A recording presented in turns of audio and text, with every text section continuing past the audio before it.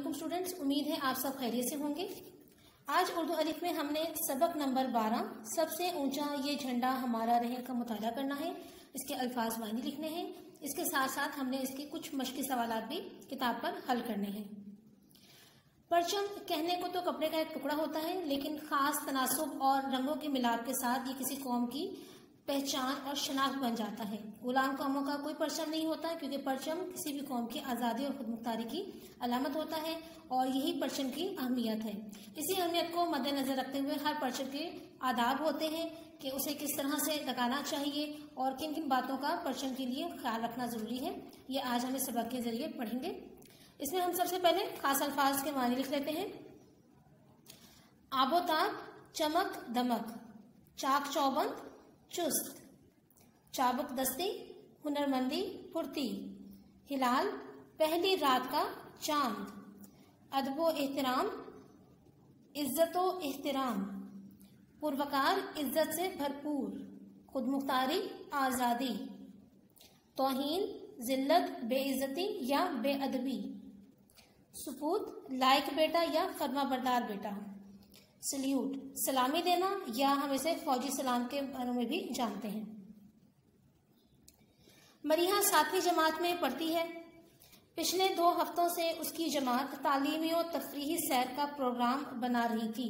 Programme दरअसल अंग्रेजी का लफ्ज़ है और उर्दू में इस्तेमाल होता है वक्तन फ़वक्तन, और इसका मतलब है किसी तरीक़ेकार का खाका बनाना या मंसूबा बनाना। कोई तालिबा मंगला डैम देखना चाहती थी तो कोई कोहिस्तान नमक खेवड़ा देखने की शौकीन थी, शौक रखती थी। कोई हिरन मीनार देखने की ख्वाहिश जाहिर कर रही थी तो कोई छांगा मांगा के जंगल की सैर करने की तमन्ना रखती थी, तमन्ना आरजू। लड़कियों से सैर के लिए किसी एक मुकाम का फैसला नहीं हो पा रहा था। बिलाखिर यानी आखिरकार सब तालिबात ने फैसले का हक अपनी प्यारी उस्तानी मिस मुमताज़ को दे दिया।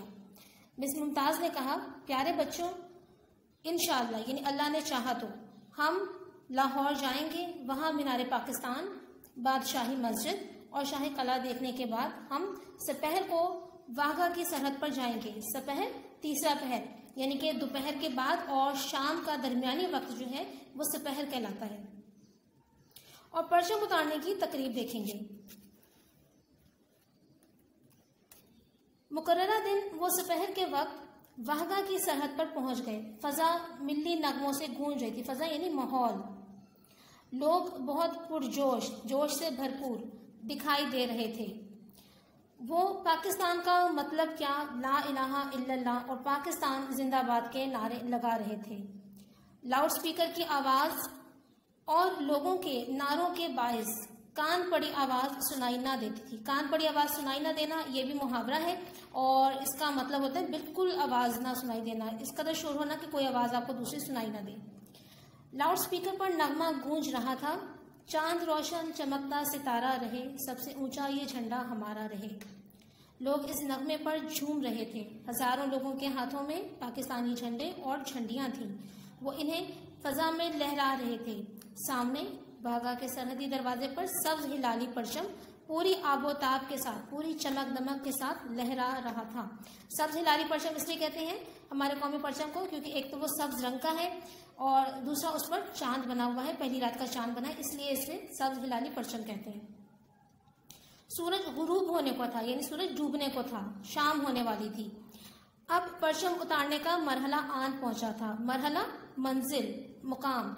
अगर आप मंजिल लिखेंगे तो सलीस करते हुए आपको ये भी ध्यान में रखना होगा कि पूरा जुमला जो है वो मुअन्नस के सीगे में चला जाएगा, क्योंकि मंजिल लफ्ज़ मुअन्नस है। और अगर आप मुकाम ही लिखते हैं या मरहला ही के तौर पर इस्तेमाल करते हैं इस लफ्ज़ को, तो ये जुमला मुज़क्कर की सूरत में ही मौजूद रहेगा। पाकिस्तान रेंजर्स के चाक चौबंद जवानों ने बड़े अदब व एहतराम के साथ, इज्जत व एहतराम के साथ परचम की रस्सी को आहिस्ता आहिस्ता नीचे की तरफ खींचना शुरू किया। रफ्ता रफ्ता यानी आहिस्ता आहिस्ता परचम नीचे आता गया, यानी कि परचम को एकदम से खींच के नहीं उतार देते, बल्कि ये भी उसके आदाब में शामिल है कि उसको आहिस्ता आहिस्ता जो है वो नीचे उतारा जाए। जब परचम इतना नीचे आ गया कि इसे हाथ में पकड़ा जा सके तो पाकिस्तान रेंजर्स के जवानों ने कमाल चाबुक दस्ती यानी फुर्ती से और महारत, हुनरमंदी के साथ परचम को तय किया अदब के साथ ट्रे में सजाया और बावकार अंदाज में चलते हुए कमरे में चले गए। बावकार अंदाज में, बाइज्जत अंदाज में, मुअज़्ज़ज़ अंदाज में। यूं ये पुरजोश और पुरवकार इज्जत से भरपूर तकरीब अपने इख्तिताम को पहुंची, खत्म हो गई। यानी कि जब परचम को नीचे उतारा जा रहा होता है तो ये नहीं कि तेजी से उतारा जाए, बल्कि इस बात का भी ख्याल रखा जाता है कि जब परचम इतना नीचे आ जाए कि हाथों में आ सके तो फिर उसको उतार लिया जाता है, उस रस्सी में से निकाल लिया जाता है, उसको जमीन पर जो है वो छूने नहीं दिया जाता।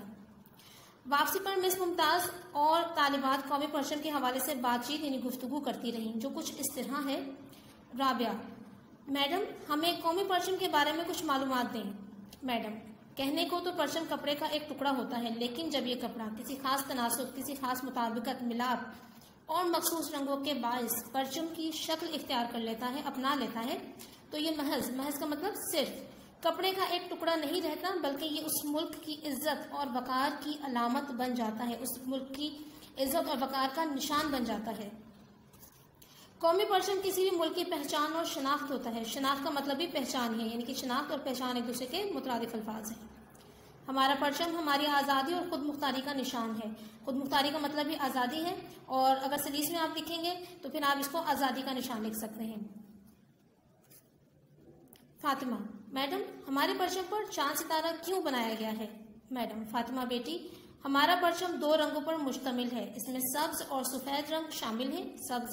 सफ़ेद रंग 1/4 और सब्ज रंग 3/4 होता है। सब्ज रंग पाकिस्तान में बसने वाले मुसलमानों की नुमाइंदगी करता है, तर्जुमानी करता है। जो कि ये इस्लामी मुल्क है तो यहाँ पर मुसलमान अक्सरियत में है, इसलिए सब्ज रंग से उनको जाहिर किया गया है। जबकि सफ़ेद रंग पाकिस्तान में मौजूद अक़लियतों की अलामत है। अक़लियत का मतलब होता है कम तादाद, लेकिन अब जाहिर सी बात है हम यहाँ पर कम तादाद नहीं लिख सकते, तो हम सलीस में से गैर मुस्लिमों भी लिख सकते हैं मायने के तौर पर। हम कौमी तराने में पढ़ते हैं, परचम सितारा हिलाल रहबरे तरक्कीओ कमाल। इसका मतलब है कि हमारे परचम पर बना हुआ हिलाल यानी पहली रात का चांद हमारी तरक्की का रहबर है।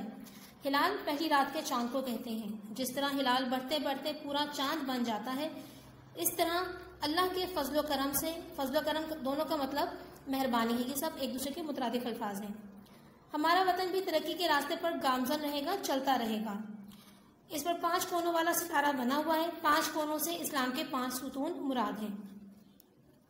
सुम्बुल, मैडम हमारे परचम का डिज़ाइन किसने बनाया था। डिज़ाइन यानी खाका, शक्ल सूरत, जिस तरह आज हमें कौमी परचम नजर आता है, तो ये डिज़ाइन नमूना किसने बनाया था। मैडम, सुम्बुल ने बहुत उम्दा, बहुत बेहतरीन, बहुत आला सवाल किया है। अक्सर लोगों को मालूम ही नहीं कि हमारे कौमी परचम का डिज़ाइन किस शख्सियत ने तैयार किया था। जब जनाब अमीरुद्दीन किदवाई ने हमारे परचम का डिज़ाइन तैयार किया था। कुरतुलैन, मैडम हम अक्सर सुनते और पढ़ते हैं कि हमें कौमी परचम का अदब व एहतराम, इज़्ज़त व एहतराम करना चाहिए। आप हमें बताइए कि हम किस तरह कौमी परचम का एहतराम कर सकते हैं। मैडम, आपने ये सवाल करके बहुत अच्छा किया, क्योंकि अब यहाँ पर जो क्योंकि की इमला है वो बराह करम अपनी किताबों में दुरुस्त कर लीजिएगा, क्योंकि जो है वो मिला के नहीं लिखा जाता, अब अलग अलग करके लिखा जाता है। मैं खुद भी चाहती थी कि इस सिलसिले में आपसे बात करूं।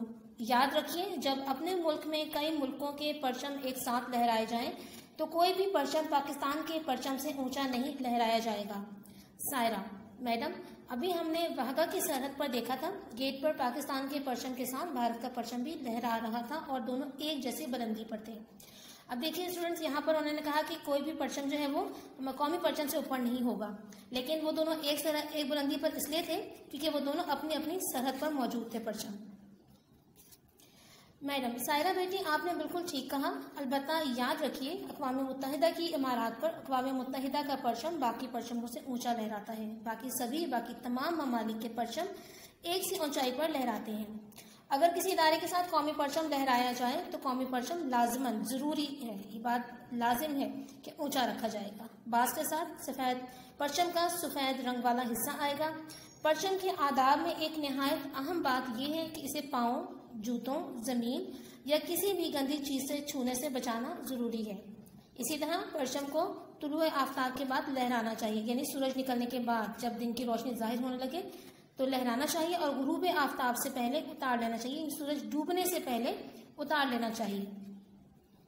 किसी सूरत परचम पर रात का साया नहीं पड़ने देना चाहिए। यहाँ मैं आपको ये बताना भी ज़रूरी ख्याल करती हूँ कि पाकिस्तान में एक इमारत ऐसी भी है जहाँ रात के वक्त भी परचम लहराया जाता है।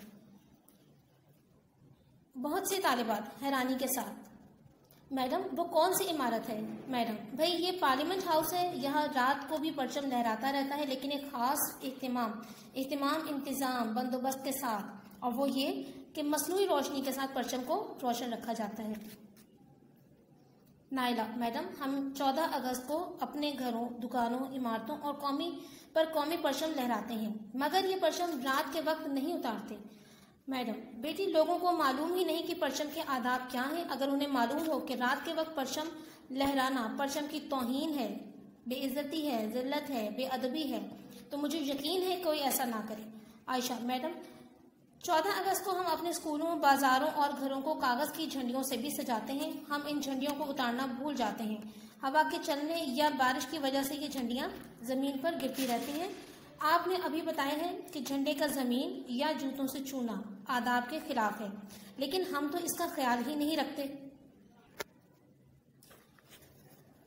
मैडम आपने एक बहुत अहम नुक्ते की तरफ हमारी तवज्जो दिलाई है। अहम नुक्ता इसका मतलब अहम बात ही है।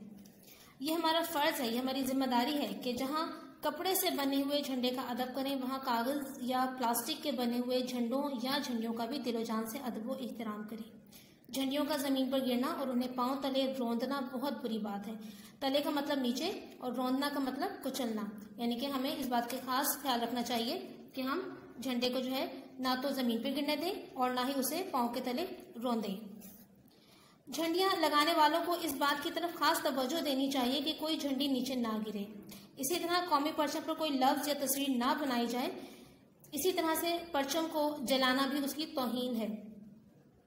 आपने अक्सर देखा होगा कि 14 अगस्त को बाद ऐसी झंडियाँ होती हैं जो किसी और रंग में मौजूद होती हैं और उस पर चांद सितारा बना होता है, तो ऐसी झंडियाँ भी हमें ना खरीदनी चाहिए और ना लगानी चाहिए। हमारे परचम का जो रंग सफ़ेद और सब्ज़ है, हिलाली परचम हमारा, हमें वही झंडियाँ लगानी चाहिए और कौमी परचम के अदब व एहतराम का पूरा ख्याल रखना चाहिए। परचम लहराते वक्त बावर्दी लोग परचम को सल्यूट करते हैं, सलामी देते हैं, जबकि दूसरे लोग भी होशियारबाश यानी होशियार रहो की हालत में बाअदब खड़े रहते हैं। तमाम तालिबात ने मिस मुमताज़ का शुक्रिया अदा किया कि उन्होंने इतनी उम्दा बातें बताईं। सब ने दिल से वादा किया कि वो परचम के इन आदाब का हमेशा ख्याल रखेंगी। अब आते हैं इसकी मश्क की तरफ।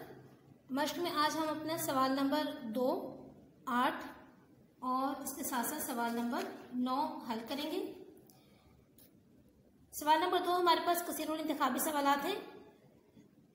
दुरुस्त जवाब पर टिक का निशान लगाना है। तालिबात देखने गई। अलिफ हिरन मीनार, बे छांगा मांगा, जीम वाहगा की सरहद या दाल मंगला डैम। तो दुरुस्त जवाब है जीम वाहगा की सरहद।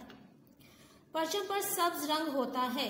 अलिफ 1/4, बे 1/3, जीम 2/3, दाल 3/4। दुरुस्त जवाब है 3/4। हिलाल कहते हैं अलिफ पहली रात के चांद को, बे 10वीं रात के चांद को, जीम 14वीं रात के चांद को या आखिरी रात के चांद को। तो जवाब हमारे पास दुरुस्त है अलिफ पहली रात के चांद को। रात के वक्त परचम नहीं उतारा जाता। अलिफ गवर्नर हाउस से, बे वजीर आला हाउस से, जीम वजीर आजम हाउस से या पार्लियामेंट हाउस से। तो हमारा दुरुस्त जवाब है दाल पार्लियामेंट हाउस से। इसके बाद अगला सवाल जो हमने आज हल करना है किताब पर ही। सवाल नंबर 8 है, दी गई मिसाल के मुताबिक लफ्ज़ों को मिलाइए। ये मुरक्कबात अतफ़ी हैं और जो कि वाव के साथ मिलाए गए हैं। इसमें देखिए हमारे पास पहले उन्होंने बता दिया है कि पहले कॉलम में लफ्ज़ है, फिर वाव हरफ अतफ़ है और फिर उसका दूसरा मुरक्कब लफ्ज़ है। तो हमने इस तरह बनाना है तालीमी व तफरीही, इज़्ज़त व वक़ार, तरक्की व कमाल, सितारा व हिलाल, फजलो करम, दिलो जान। और जैसे पिछली मश्क में आपको बताया गया था कि कॉलम जीम में ही आपने कॉलम अलिफ के मुताबिक बे के बेतरतीब अल्फाज को दुरुस्त करके लिखना होता है, ना कि आपने कॉलम अलिफ के अल्फाज को बे के मुताबिक तरतीब देना है। तो इस बात को आपने ख़ास तौर पर जहन में रखना है। सवाल नंबर 9 जो है वो आपका घर से काम है। इसमें देखिए दी गई मिसाल के मुताबिक जुमले बनाकर मुतशाबे अल्फाज का फ़र्क वाज़े करें। मुतशाबे अल्फाज ऐसे अल्फाज जिनकी इमला एक जैसी हो या उनका तलफ़ुज़ एक जैसा हो लेकिन मानी एक दूसरे से मुख्तलिफ हो। अब यहाँ पर लफ्ज़ है हमारे पास अलम, जिसका मतलब है गम। उन्होंने मानी दिया है उसका और साथ जुमला बताया है कि रंजो अलम ज़िंदगी का हिस्सा है, उन्हें सब्र से बर्दाश्त करना चाहिए। इसी तरह से आप देखें यहाँ पर अलम, अब ये इमला मुख्तलिफ है लेकिन तलफ़ुज़ एक जैसा है। झंडा, हम हक़ व सदाकत का अलम बुलंद रखेंगे।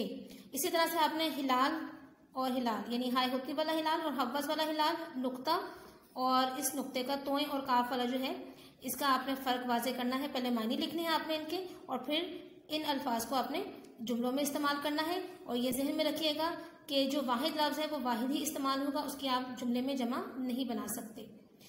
तो स्टूडेंट्स, आपने ये तमाम अल्फाज मानी जो आपको लिखवाए गए हैं वो आपने अच्छी तरह से याद करने हैं। ये सवाल तीनों जो हैं आपने अपनी किताब पर हल करने हैं और साथ साथ आपने इन तीनों सवालों को याद भी करना है। अगले सबक तक के लिए इजाज़त दीजिए। अल्लाह हाफ़िज़।